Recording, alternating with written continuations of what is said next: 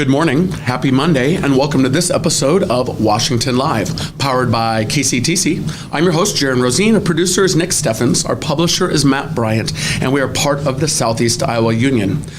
In a little bit today, our guest is Mike Marsden, the principal of the Stewart School. Later this week, we'll have Zach Rosmus on Friday with County Conservation. Nick, how's it going? It's going pretty good. I slept for 9 hours last night, like a rock. First time in probably since I was a baby. And are you not normally a 9? Are you like a 7 or an 8, or what's the? 7.5 is like usually the sweet spot. If I sleep 8, then I'm groggy for some reason. 7.5 is that. So you found your moment. Okay. Yeah, it was good. Well, I've been going to bed earlier and being a better boy. Not every, I have 4 days of normal, 3 days of a little wonky. I have to switch. Yeah. My throwback. So this weekend I worked. It was like we traveled back in time 15 years and worked at Cafe Dodici with Dalika, who's a part owner there and lives in Iowa City now. This was our group. Ed and Isa had delayed flights from Germany, and I made the mistake or the good fortune of, like a month ago, I had drinks with Lorraine, the owner, and Julie, and talked about how I missed working there, or like loved working there when I was in college. And they said, well, if we have a pinch, we might just buzz you. And that's how it went. I served my uncle, I served people that I served 15 years ago that are still going to the cafe. That'd be weird. It was a little weird. I'm not going to lie, but it was also, it was a highlight of the weekend. Yeah. It was super fun. Yeah. It was Tim and Jim, the chef and sous chef there. We have all worked together forever. Wow. That was my highlight. All right, back to business. If you have a birthday shout out, please put that in the chat. You can email washialive@gmail.com. Anniversaries, upcoming events, anything you'd like to plug, feel free to do so. If you have not done the like and follow, please smash the subscribe button so you get notified when we go live, and you can watch now or later or whenever we do it. Weather, it's cold. Yeah, I was 30 degrees when I got into work, and I hate it. And 36, but feels like 25. Yeah. Sunny and windy. Yeah, it's brutal. We so often skip straight through fall, straight to winter, it seems like. But yeah. Well, went to Iowa City, took Highway 1. It is beautiful, though. The leaves, the change. Oh, yeah. This is my favorite. Went up to Cedar Falls over the weekend, and the drive back was pretty and makes the 2 hours go by fast. What was the highlight of your Cedar Falls weekend?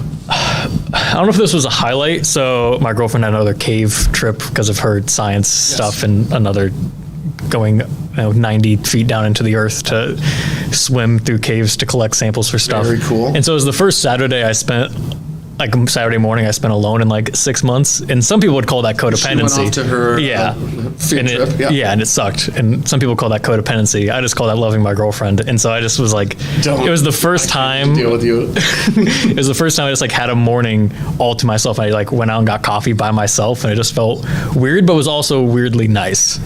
I understand. I'm listening. Yeah, that is interesting. Yes, just because it's not your normal routine. No, it wasn't. It was normally you're probably. I'm always I usually have her with me. Well, I'm glad you were able to work through all of it. It was hard, but I got through it. Back to business again. Police report since we last spoke. 77 calls for service, 21 in the category of traffic, 8 animals, 6 public service, 5 fire, 5 suspicious activity, 5 arrest warrant, 4s for welfare trespass and assault, and then we're in the doubles with harassment, disorderly, property recovered. Hey, no property lost though. I don't know how to tie that together. Civil theft and all other. It looks like you pulled 4 highlights for me. This is a good one to start with. We have an animal welfare check. Caller reports there's a large raccoon on her front porch near her live trap, and it will not leave. She thinks may have caught a baby raccoon. So it must have been a baby raccoon in the small trap? And then the mom was trying to save her child? I'm also confused. I thought like springtime was when the animals would be breeding, and why would we have baby raccoons in the fall? Am I missing something with the I don't know enough about raccoons in their mating cycles. We'll move on. Excuse me. 11:22 Easter. Caller requests the police for an unknown issue. 103 and 106. That's why you pulled it. Yeah, exactly. Didn't say anything. It was just unknown. Yeah. Caller reports. This is on East 2nd. There's a large amount of broken glass in their yard. 110 responded. It is not evident where the glass came from. The caller has no broken windows. Documentation. Actually, I think I saw this on Facebook. It was really? a random, where's all of this glass come from? I have no broken windows. There's broken glass in my yard. Huh. I can't. Mystery. The mystery. Finally, in the Kyoto area, Keokuk County advised they are on 911 with a female stating she needs an officer to the residence right away, and then hung up. Upon callback, someone answered but isn't speaking. 92.7, 92.15, 92.19, 92.20, and 54.11 all responded. That's Report to be filed. that would be scary. Like, is it like a horror movie where it's just like breathing over the phone, and then like that's what I imagine. I feel like that would be terrifying as an officer going into. Well, this is why when I haven't been pulled over in a long time, and it would be only for speeding, but learned those basic rules of click the lights on, have the hands in plain sight on the steering wheel, roll the window down, use polite words, and recognize that for an officer, it's always the unknown. Exactly. Because people are wild. Yeah, and so going into that situation with just I need help immediately, and then the calling unknown, back, that'd be terrifying. So many of the police report today that we have to read between the lines of. Yes. That does conclude our first segment, unless I've missed anything. I think we're good. On this episode of Washington Live, powered by KCTC, stick around. After the break, we'll have it's kind of an educator theme. We had Teresa Beanblossom on our last show and talked about the high school, and now we're going to swing to the other bookend of pre-K through second. Although pre-K, I believe, is a different, we'll get into all of that in just a little bit with our guest, Mike Marsden. We'll see you right after the break.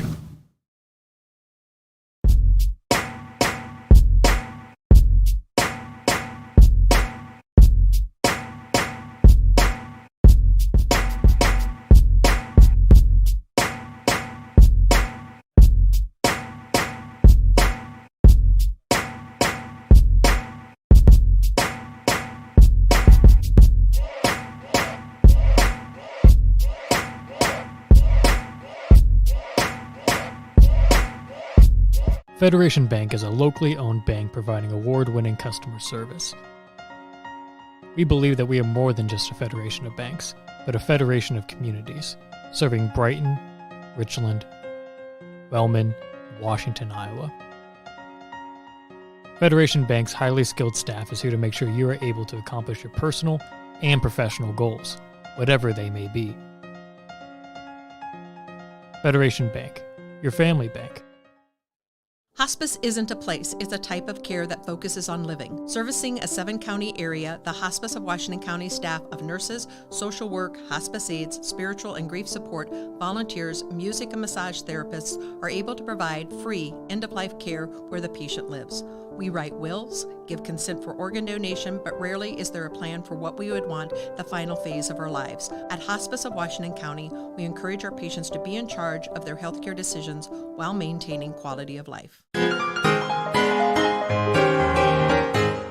Hey, Andrea. I was out on a walk the other day and I saw a sign on a business that said man wanted for robbery. So I went in and applied for a job.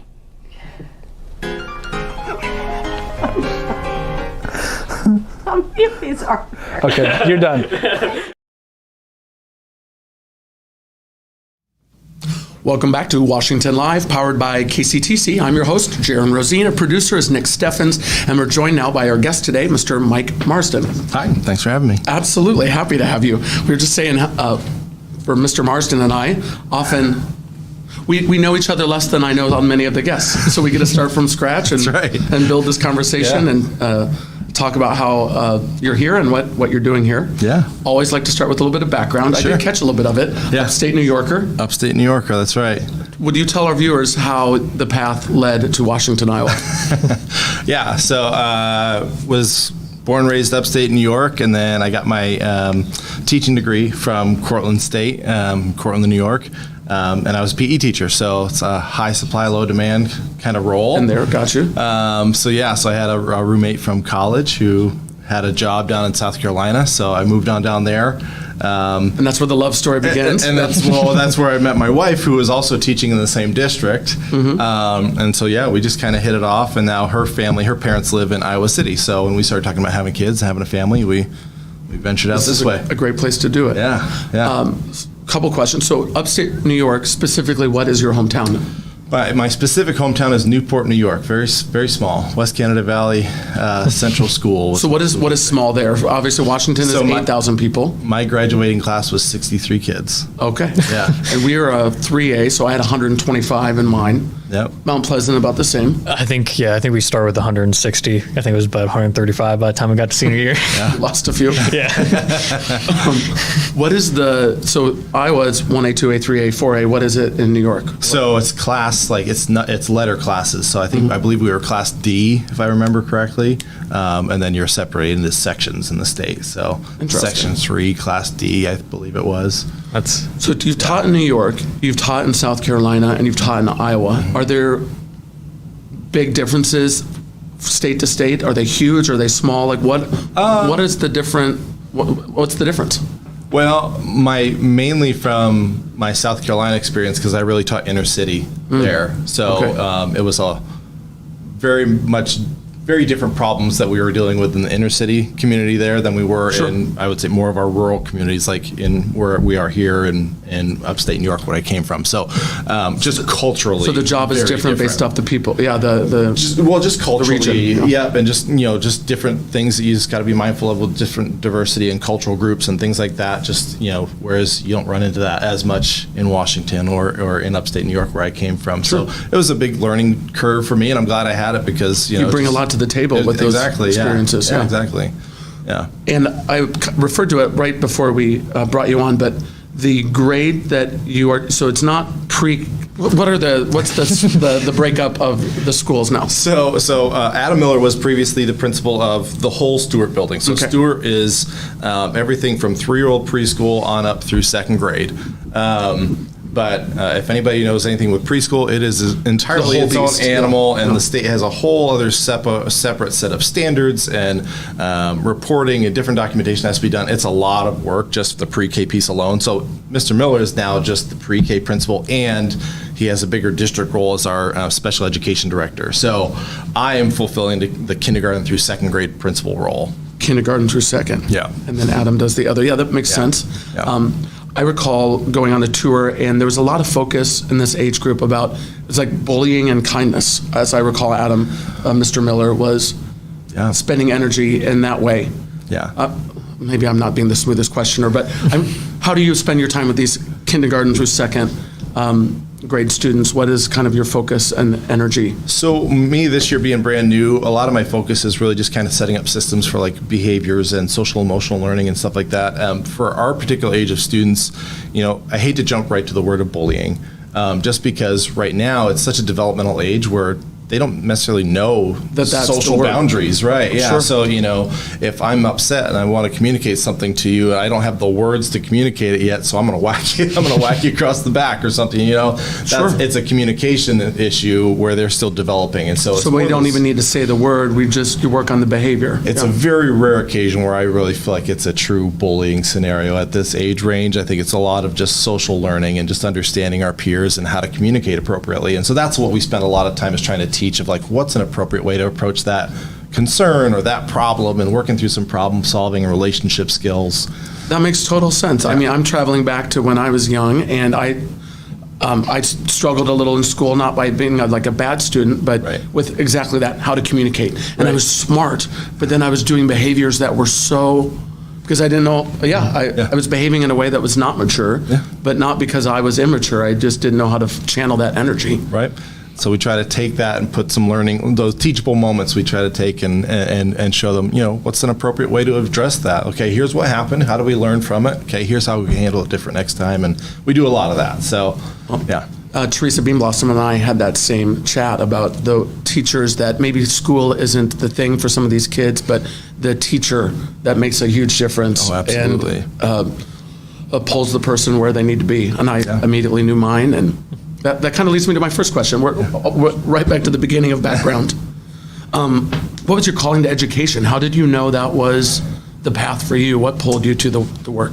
Well, I guess kind of a long story short, really, I had a rough middle school experience, and so when I tried to get into athletics and stuff like that, I was not an athletic kid at that point in time. I wasn't, I was still at home playing with GI Joes, way too deep into my childhood. so that's fair. Yeah, so I didn't do a whole lot of like the youth stuff and youth sports and stuff like that. But I had I got cut the first time I tried to try out for a basketball team. I got cut from the team, and I was just absolutely devastated. Of course. And the teacher there, what always stood out to me, and I always kind of credit him for kind of steering me down this path, was, rather than just kind of make the cut and move on and, go coach the rest of his team, he actually rented out the YMCA for a couple weeks over the winter break, and he had his son come in and just teach us basic fundamentals that I didn't have.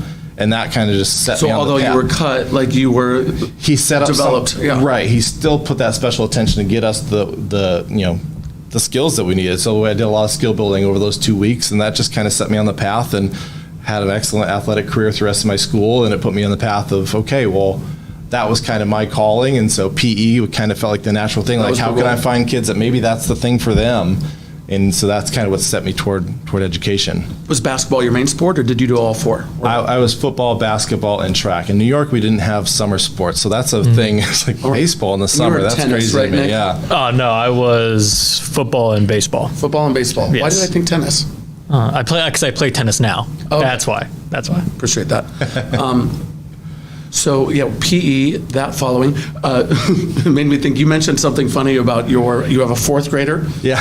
And the path might be being a lawyer. Yeah. I was telling Mike how I landed into restaurants, but thought I was going to go to law school. And what did your boy say? So he said, well, I want to be a lawyer. And we asked him why. And he said, well, because I just get to talk and I make money. He's like, I can do that. So, well, it might be a little bit more to it than that, but yeah, essentially you're not wrong. Well, and Nick said, like, hey, this is the job. I was going to say, study digital media. I speak and get money for it. So you have a fourth grader. What other family? So I've got a fourth grader, Will, and then my son Clark is in third grade, and then my daughter Rose is actually at Stewart. She's in first grade.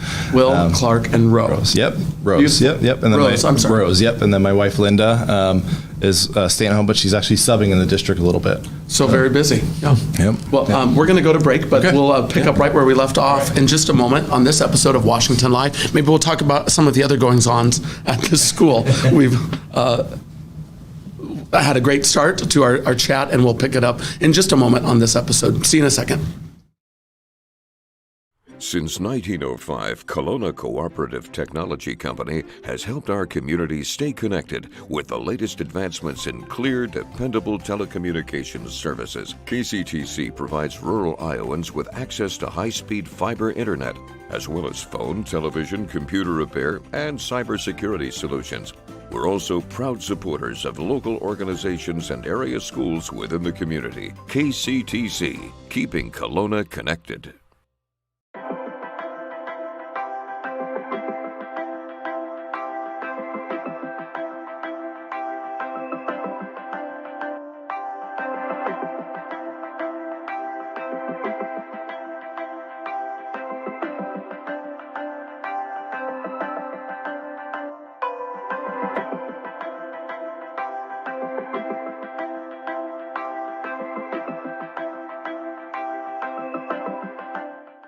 At the Capper Auto Group, we put our customers' needs first and understand that everyone is as different as the vehicle they select. We offer new Ford, Chevrolet, Buick, GMC, Jeep, Chrysler, Dodge, and Ram vehicles in a friendly environment that puts you in the driver's seat. When it comes to service, we maintain factory-trained technicians and competitive pricing. The Capper Auto Group still believes that service after the sale provides the best customer experience. Come see the Capper experience for yourself.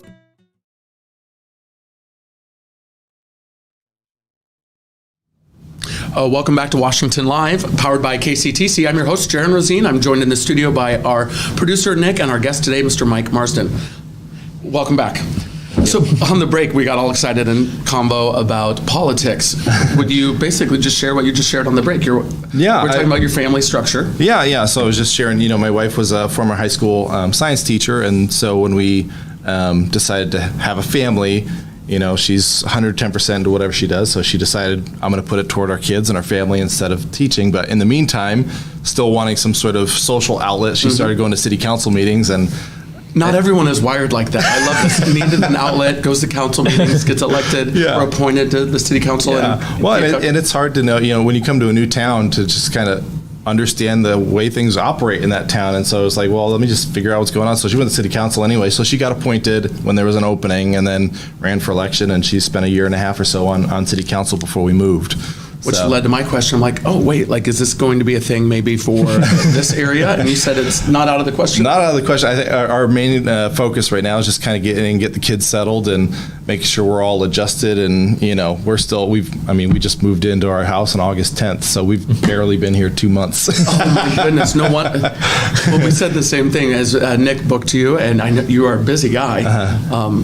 You mentioned today you've been able to carve out this piece of time, but you have back-to-back meetings. What is your focus today? We're doing professional development goals. So all of our staff develop a goal for here's what we're going to try to learn by the end of the year, so that'll better impact our students. Mm-hmm. So we have a professional development goal. So every 15 minutes, I've got 15-minute intervals where I'm meeting with teachers and going through their goal for the year. So this is your day today, but this is probably not a typical day. No.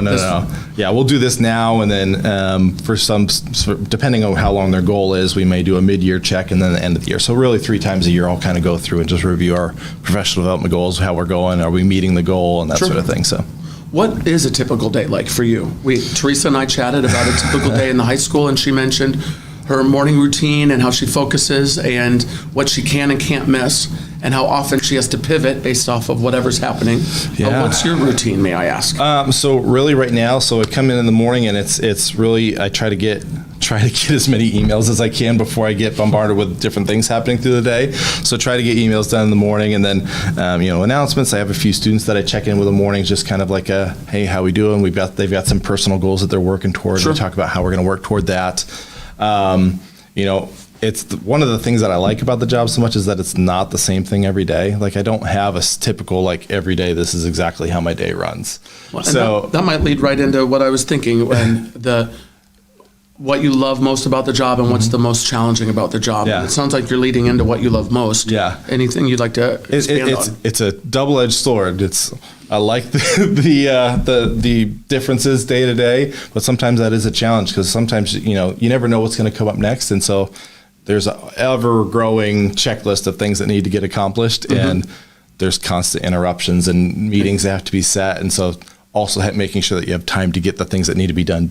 So cuts both ways. Yeah, it cuts both ways, but I do like that it's not the same because I can get I get a little bored with it's the same routine totally follow over and over. Yeah, I think that's why the restaurant industry pulled me back. I thought I would leave it, but then it for that very reason too. The constant change is great. Yeah, but I also love just building systems is like a thing that I really like learning a new way of kind of trying to approach things and how do we systematically go about putting that together within the building. So you like the logic and strategy and and just kind of a very trying to set up a clear view of how we approach whatever the issue is in a very systematic, step-by-step, very clear routine for everybody. You came from Keokuk. Were you in an administrative role in Keokuk as well? So I was an administrator 7 years before I came here. So my first year I was an assistant principal. Cool. And then the very next year I moved up to head principal, and I was there for 3 years just at our K-3 building. Mm-hmm. And then I took on, in addition to that, a second building. It was a preschool. So that was a lot. So I was running 2 different buildings in my last district. Well, I look forward to seeing what comes from your time here as you settle in. It's just been 2 months, so brand spanking new. Yeah, exactly. On that note, before we play our birthday game, which we'll transition to, we talked a lot of background, and I loved it. Is there anything about the school or that our viewers would like to know about the focus at the school right now? Anything going on? Well, I think one of our biggest things right now for our staff is we're introducing a whole new math curriculum. And so, you probably hear a lot about new math and, I'm get a lot of those responses. And really it's just it's a different way of thinking about math in the sense that, for our kids, especially at our age, the end product is far less important than the process. Do our students understand how to manipulate numbers and how to work with numbers so that they can apply that later on to more difficult questions? Sure. Whereas, I'm assuming your upbringings too is much more black and white, like their answer's right or the answer's wrong, and the process was less important. That's where I struggled. That's why I was about to twist off. The showing the work was so important, but I struggled sometimes in how to show the work, but I came to the conclusion I couldn't explain how my mind worked, but it was a constant battle. I'm thinking of Mr. Davis right now. So our conversations, even with our preschoolers and kindergartners, it's really like, okay, like, explain your thinking. So our kids are talking through the way they're thinking through problems right now, instead of just saying, I got the answer is this. They're really explicitly explaining how they got there and sharing different ideas of how they got there with their class. When are you introducing this math curriculum at what? We're in it right now. We're in it right now. So this is year 1 of doing it. So we go through and we're just kind of going step by step. There's a lot to it. So, I've kind of stressed to our teachers, like, we don't have to have 100% of this perfect right away. Like, bite off small chunks. We'll all work through it together. Yep. This will be a long-term implementation of trying to get every aspect of this correct. We don't need to put the pressure on ourselves to get it perfect right off the top. And this gets a little nitty gritty, but this type of curriculum is developed. Where does this development take place? At places like Pearson and Iowa City, or who's building how we're teaching? Like, where's this coming from? Good question. I don't know exactly. So it's called illustrative math. I'm not exactly sure which company off the top of my head develops it, but they put a lot of research into these, and then they start shopping these products out to districts. And so there's lots. Are we like a beta situation in Washington now, or this is the standard? This is kind of what all of the math programs are going to now. So my previous school district, we adopted a different one. It was called Bridges. Very much the same type of approach to math. So all of the math curriculums are really going in this direction. And there are lots of them. I think we shopped about 16 different curriculums last year or 2 years ago before we implemented the new one. So there's a lot of them out there, and just a lot of different research companies putting stuff together and trying to make it something that's marketable and manageable for teachers and also applicable to students. Absolutely. Yeah. Maybe this is what Nick needed. I might need to enroll and go back for my math skills. This is what was missing. Yeah. Oh, no, it's been super fun. Thank you for joining today and having this meandering chat. It's partly me and my focus.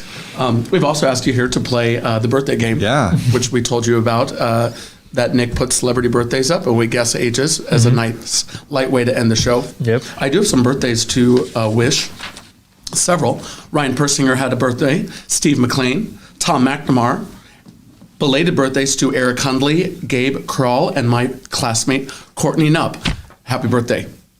And now we will do our celebrity birthdays as we close out this episode of Washington Live. What do you have for us, Nick? Okay, so I'm going to put a celebrity whose birthday is today on the screen. You guess their age. If you're within 3 years, you get a point. If you're right on, you get 2. Okay. I only have 3 birthdays today. I'm also bad. and if you win, if you're right on, you only get 2? 2 points if you land it right on the age. Okay. And there is, you want to show the... a trophy. Nice. Okay. I would say Teresa took one to her office. It's a conversation piece. Okay. So there's only 3 today. Take it away. I guess the national day is National Pasta Day. Almost forgot that. National Pasta Day. So eat some pasta. First up, we have the rapper Eminem. Yeah, I recognize. Or Marshall Mathers. Thank you. I was just trying to rack to the formal name. If you'd like to go first, I'll go second on the second one. 46. 46 for you. Okay, I'll do. Oh, let's see. I'm 30. I'll do 45. He actually turns the big 5-0 today. Oh, 50. Wow. We are not getting points on the board. There's only 2 more, so. Hopefully we get some points. Next up is Felicity Jones. I'm trying to think. think. Theory of Everything, the Stephen Hawking biopic. Rogue One, Star Wars movie. Okay. Why am I blanking? The Da Vinci Code movies. I liked the Theory of Everything. She's in Inferno with Tom Hanks. I'm trying to think about. That's all the movies I can remember off the top of my head. Well, so Jaron, you're first. I'm first on this. I'll go 42. 42. 34. 34. Uh-oh, we've got a spread on. She is 39. So Jaron, you get a point. You got a point. I got 1. Yeah. Did you get a point as well yet? Nope. No. I'm on the board with 1. Okay. So this is the last one. We can see if we can tie it. We have, where is he at? Alan Jackson, the famed country singer. The guest goes Gosh. I'm going to say 68. I'll do 65. He is 64. So Jaron, you get another point. Finish it out. This is the best 2 to I've done in nothing. a hot minute. and you said you weren't good at this. Today, I guess I did. Teresa and I had like 5 birthdays, and I think we both walked away with like a single point. It was Not good. It was rough. I was in the right decade. And this is obviously very trivial. It's not the most important part of the day, but it's a nice way to end the episode. Thank you again for joining us. Thank you so much for having me on. And thank you for watching. If you haven't hit like and follow, please do that. And we'll see you soon. And we'll see Zach Rosmus from County Conservation later this week as well. Thanks for watching Washington Live.